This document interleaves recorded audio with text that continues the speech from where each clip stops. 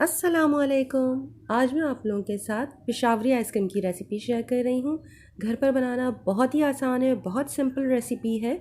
Already मेरे channel के ऊपर आपको पेशावरी आइसक्रीम की रेसिपी मिल जाएगी, बट उसमें मैंने डिफरेंट काइंड ऑफ क्रीम इस्तेमाल की है।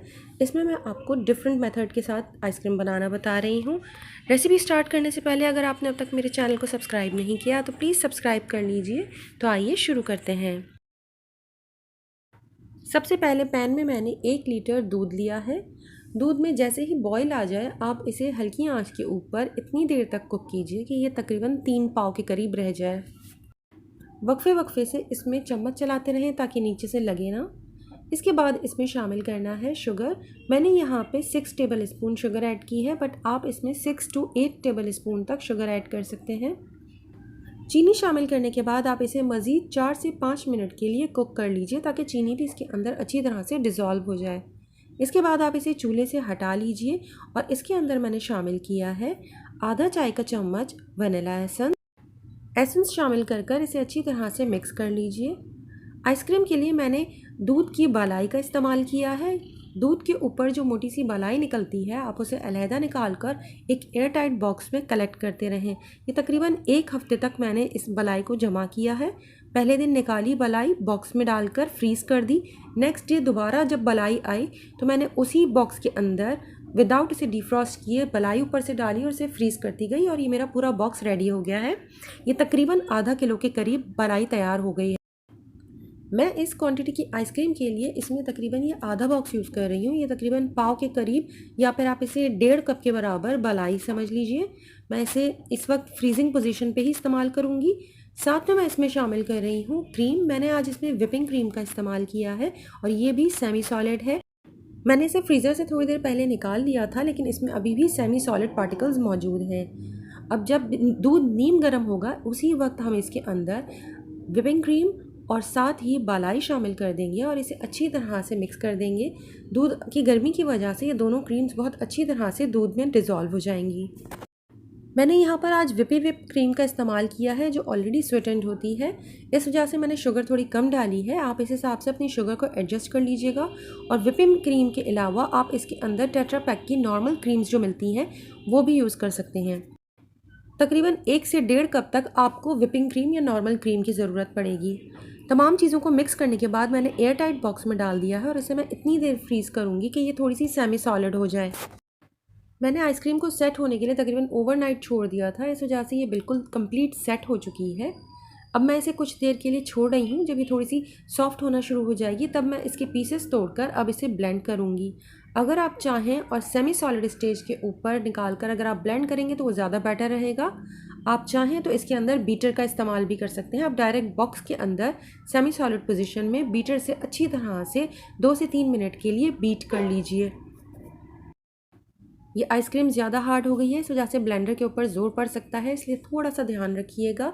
ज़्यादा हार्ड आइसक्रीम को आप ब्लेंडर में ब्लेंड मत कीजिएगा। उसे थोड़ा सा सॉफ्ट करने के बाद आप इसे ब्लेंड कीजिएगा। तमाम मिक्सचर को बहुत अच्छी तरह से ब्लेंड करने के बाद इसे दोबारा से अब हमें सेट होने के लिए फ्रीज़र में रखना है। अगर आप चाहें तो सेम एयर टाइट बॉक्स के अंदर इसे फ्रीज़ करने के लिए रख दीजिए। आइसक्रीम्स के लिए हमेशा कोशिश कीजिए कि बॉक्सेस एयर टाइट हों ताकि उसमें आइस क्रिस्टल्स ना बने। या फिर आप आइसक्रीम की लेयर के ऊपर प्लास्टिक की क्लिंग फिल्म शीट जो होती है वो अच्छी तरह से आइसक्रीम को टच करते हुए बिछा दीजिए और इसके बाद आप बॉक्स को बंद कीजिए। इसके अलावा आप आइसक्रीम को सिंगल सर्विंग डिस्पोजेबल कप्स जो मार्केट में बहुत इजीली मिलते हैं आप उनमें भी सेट करने के लिए रख सकते हैं।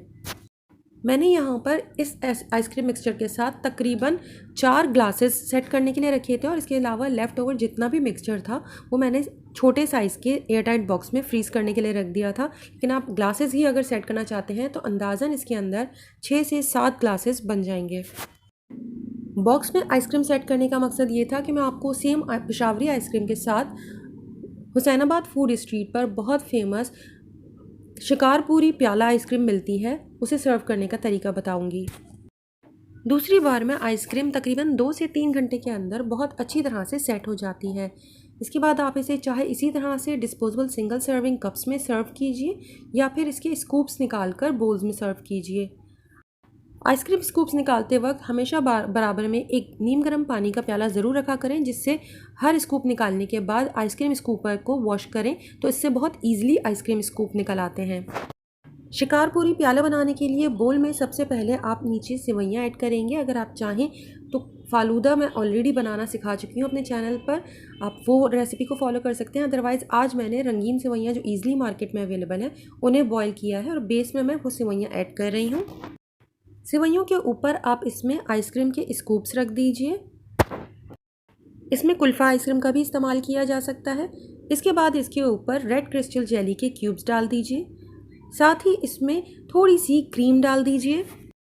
अगर आप क्रीम को थोड़ा पतला करना चाहते हैं तो उसमें कंडेंस मिल्क या थोड़ा सा दूध शामिल करके उसे पतला कर लीजिए और फिर उसे ड्रिज़ल कीजिए। क्रीम के बाद कलर के लिए मैं दोबारा से थोड़ा सा क्रिस्टल जेली ऐड कर रही हूँ। इसके बाद पाइनएप्पल के पीसेस जिन्हें मैंने टिन से निकाल कर मज़ीद छोटे पीसेस में कट कर लिया है। साथ ही थोड़ी सी किशमिश ऐड कर दीजिए। इसके ऊपर स्लाइस्ड में कटे हुए बादाम डाल दीजिए और सबसे लास्ट में लाल शरबत, आप किसी भी ब्रांड का इस्तेमाल कर सकते हैं। दोबारा से मैं इसके ऊपर थोड़े से बादाम ऐड कर रही हूँ। आप अपनी पसंद के मुताबिक इसमें कोई भी नट्स ऐड कर सकते हैं और अगर आप मज़ीद गार्निश करना चाहते हैं तो इसके ऊपर एक वेफर स्टिक साइड में रख सकते हैं। अगर ये रेसिपी आपको पसंद आए तो प्लीज़ लाइक, शेयर और कमेंट कीजिएगा और मेरे चैनल को सब्सक्राइब करना मत भूलिएगा। अपना और अपनों का बहुत ख्याल रखें। अल्लाह हाफ़िज़।